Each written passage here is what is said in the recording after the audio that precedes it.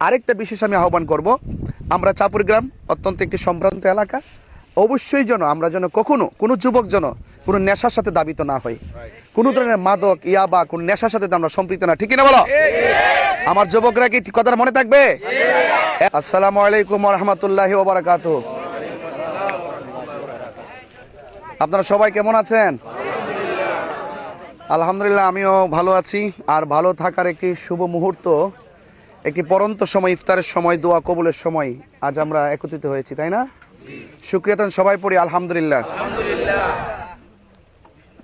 আমাদের সালেক ভাইয়ের পক্ষ থেকে আজকের যে ইফতারে যে আমাদের যে আয়োজন, অনেক আগ্রহের ভিত্তিতে তার একান্ত বদান্যতায় আজকের এই এবং ইফতারের যে আয়োজন করা হয়েছে এবং আমাদের চাপুরি ভুইয়াবাড়ি যুবকদের খুব একটি আগ্রহের প্রতিফলন ঘটাইছে আজকে আমাদেরকে এখানে ইফতারের মধ্যে দাওয়াত করে। আজকে আমরা একটা নতুন পরিকল্পনা, নতুন একটি আয়োজন এবং একটি রমজান মাসে এমন একটি সুন্দর আয়োজনে সত্যিকার তো সবার কাছে কি ভালো লাগতেছে না? তো ইনশাল্লাহ আমি যুবকদেরকে খুব আন্তরিকভাবে ধন্যবাদ জানাই। আমাদের চাপুরি ভুইয়াবাড়ি আমাদের যুবকদেরকে খুবই ধন্যবাদ জানাই এবং আমাদের যারা নেতৃস্থানীয় ব্যক্তিবর্গ আছেন তারাও যুবকদের অধিক আগ্রহকে খুব মূল্যায়ন দিয়ে আজকে তাদের পাশে এসে উপস্থিত হয়েছেন। এটাই হলো সমাজের সৌন্দর্য। তো আজকে আমি সর্বোপরি যুবকদের উদ্দেশ্যে এতটুকু বলবো যে আমরা কারো না কারো উসিলায়, কারো না কারো মাধ্যমে এইভাবে যখন কোনো ভালো একটা সিদ্ধান্ত নেওয়া হবে, আমরা দল মত নির্বিশেষে সকলেই এই ভালো কাজটাকে মূল্যায়ন করা, সাপোর্ট দেওয়া এবং পাশে থাকা, ঠিক না? তো এইভাবে ইনশাল্লাহ আমরা সমাজের প্রত্যেকটা ভালো কাজ আমরা পাশে থাকব।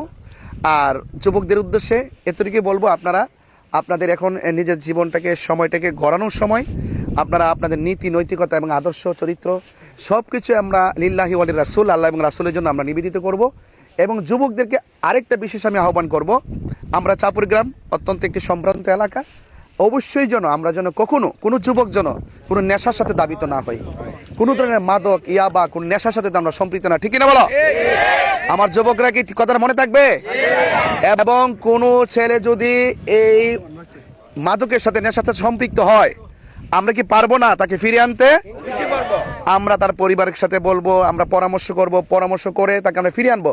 আল্লাহ আজকের এই ইফতারের পরন্ত সময় আমরা আল্লাহর কাছে দোয়া করব, আল্লাহ যেন যিনি এই আয়োজনটা ম্যানেজ করেছেন এবং যারা আমরা উপস্থিত হয়েছি এবং আমরা যারা ভবিষ্যতে প্রত্যেকটা দিন আমরা অতিক্রম করব ইফতারের সময় এবং যারা এতেকাফ বসছেন তাদের উসিলাই আল্লাহর কাছে এতটুকু বলবো, আল্লাহ পাক যেন সবার মনের আশা পূরণ করে এবং সকলকে যেন আল্লাহ এবং রাসূলের প্রেমের জন্য আমাদেরকে নিবেদিত করে, সে আশাবাদী ব্যক্তি।